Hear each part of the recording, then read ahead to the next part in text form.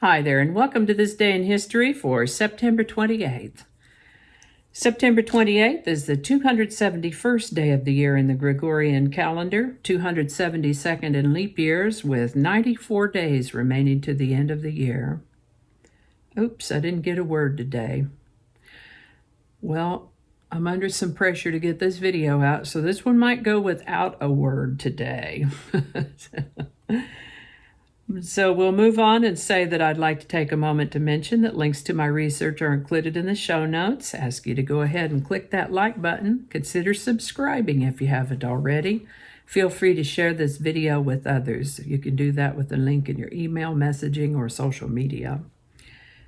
Stay to the end for outtakes, and remember that you can, I already said that, share this video. Okay. Let's see here.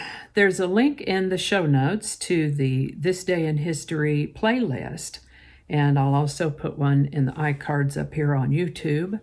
I don't know of a way to do that on Vimeo, but there you go.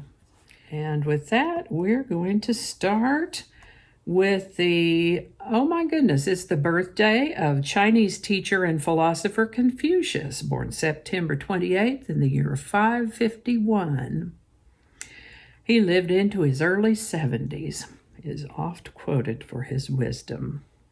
Now, William the Conqueror landed in England on September 28, 1066, beginning the Norman conquest. William sought to claim the English throne since he was related to the Anglo-Saxon King Edward the Confessor.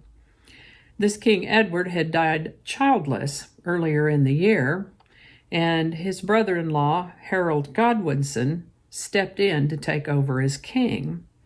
Now, back in that time, kings often led battles in person. They themselves would go out and lead the fray, which kind of seems like a good way to not be king very long, unless your army is really, really good. And that's probably why it's not done that way anymore. Anyway, being the new kid on the block, so to speak, Harold Godwinson had people all over the place looking to take over his new job. The Norwegian king Harald Hardrada, for instance, invaded England from the north.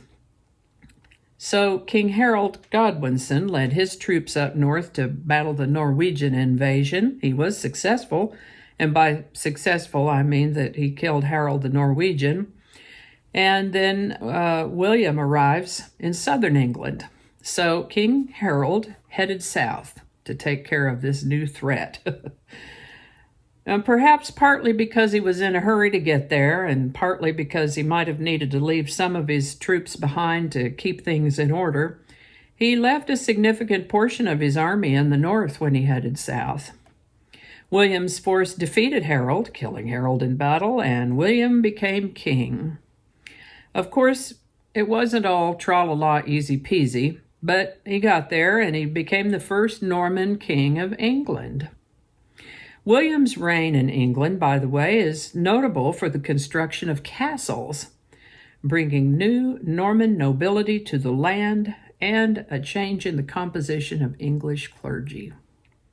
Oh boy, there's a bunch more battles, defeats, and conquers that happened on September 28th throughout history, but we'd be here for hours if I went ahead and talked about all of them right now. So I'm going to jump ahead now to September 28th, 1542, when Juan Rodriguez Carrillo of Portugal arrived at what is now San Diego, California. This is the birthday of English businessman and plumber Thomas Crapper, born September 28, 1836. He made significant improvements in something that most of us don't spend a lot of time thinking about: bathroom technology. He held 9 patents, including one for the floating ball cock, which allows us to flush our toilets without getting overflowed and backflowed. And he also improved the S-bend plumbing by making it more of a U-bend. Mr. Crapper lived to the age of 73. Toronto became the capital of Ontario on September 28, 1867. The Brazilian Parliament passed a law on September 28, 1871, to free all children thereafter born to slaves and all government-owned slaves. The General Conference on Weights and Measures, also known as CGPM, defined the length of a meter on September 28, 1889. The first night game for American football took place on September 28, 1892, between Wyoming Seminary and Mansfield State Normal in Mansfield, Pennsylvania. This is the birthday of American television host Ed Sullivan, born September 28, 1901. Mr. Sullivan lived to the age of 73. Also the birthday of American author and illustrator Al Capp, born September 28, 1909. He may be best known for his satirical comic strip Little Abner, L-I''L, Abner, Little Abner, who lived in the fictional setting of Dogpatch, USA, located somewhere in the South. Al Capp lived to the age of 70. Corporal Frank S. Scott of the U.S. Army became the first enlisted man to die in an airplane crash on September 28, 1912. On this date in 1918, a parade to sell war bonds resulted in furthering of the epidemic of Spanish flu, and it caused mass death in Philadelphia. There's several documentaries about that exact situation. It was quite something. The same people that pushed for the war bonds parade ended up being some of the same people that were trying to help with the epidemic when it went viral, literally. This is the birthday of actor William Windom, born September 28, 1923. He has a significant filmography, but I particularly remember him, and I guess my favorite part that he plays is that of Dr. Seth Hazlitt on the TV series Murder, She Wrote. Mr. Windom lived to the age of 88. On September 28, 1928, Alexander Fleming noticed a bacteria-killing mold in his laboratory, leading to the discovery of what later came to be known as penicillin. This is the birthday of French actress Brigitte Bardot, born September 28, 1934. Still alive, Ms. Bardot turns 86 in 2020. Wow, this is the birthday of American guitarist Emmett Chapman, born September 28, 1935.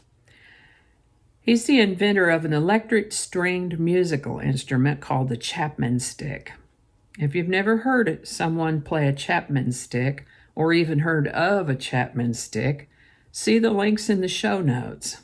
I've found a place or two where you can watch and listen to this amazing instrument on YouTube. They do make astonishing, beautiful music.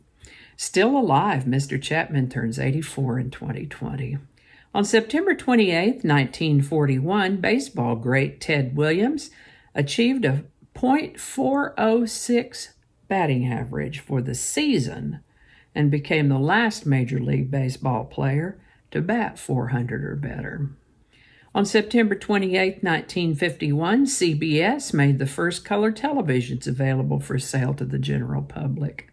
Color broadcasting was still complex, complicated, very much in research and development back then, and there were a lot of people looking at a lot of ways to do that. The CBS color televisions were discontinued less than a month later, but I think it is pretty amazing what has been developed since then. I mean, to the point that we have smartphones that will send crystal clear pictures in color live as they happen. Israeli Prime Minister Itzhak Rabin and PLO Chairman Yasser Arafat signed the interim agreement on the West Bank of the Gaza Strip on September 28, 1995. And there were so many birthdays today. This is a great day for birthdays, I'll tell you what. And I am absolutely sure that I've missed a few.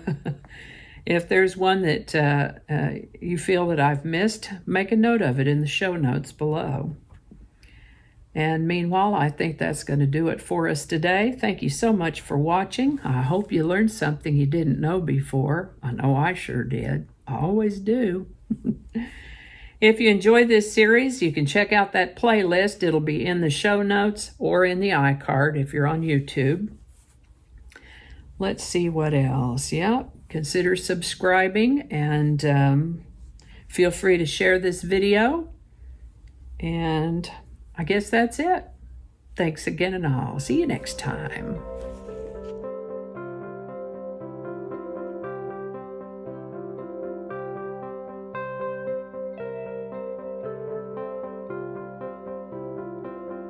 Okay, just leave that part out. If it's not scripted, you don't know how to say it. He's appeared in over 50 televisions and... Okay, it's not the first day, but the birthday. I guess the birthday is the first day. This is what happens when you don't clean up your script. I might leave that part out. I don't know how all that's going to go together, or if it's even going to make it to the video. We'll just see. That's not going to go. Yeah, we're going to cut those out. That'll all be laying on the cutting room floor. So I'll just do that whole thing over. That might not make it into the video. We'll see. Changing it up.